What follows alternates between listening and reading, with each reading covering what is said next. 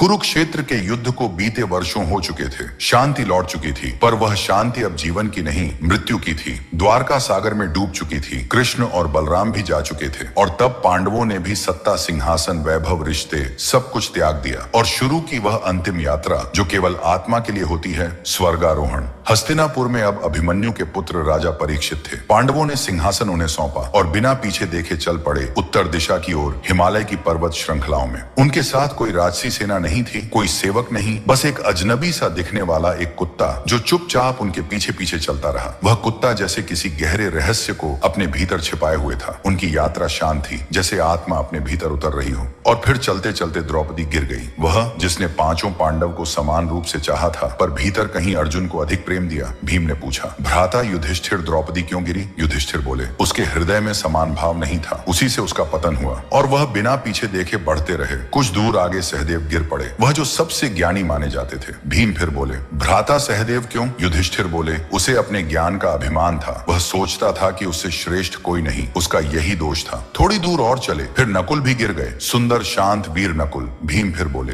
भ्राता नकुल तो निष्कलंक था। युधिष्ठिर की वाणी स्थिर रही और बोले, उसे अपनी सुंदरता पर अभिमान था। अहंकार ही पतन का कारण बनता है। और तब एक ऐसा क्षण आया जिसने भीम को भी चौंका दिया। अर्जुन गिर पड़ा, कृष्ण का प्रिय सखा गांडीवधारी अर्जुन। भीम ने कहा, भ्राता अर्जुन क्यों? क्या उसने युद्ध में धर्म की रक्षा नहीं की? युधिष्ठिर बोले, उसने धर्म के लिए युद्ध किया, पर उसे अपने पराक्रम पर गर्व था। उसने कहा था, मैं अकेला ही इन सभी को मार दूंगा। वह अहंकार उसका भार बन गया और यह सुनकर भीम युधिष्ठिर के साथ चल पड़ा।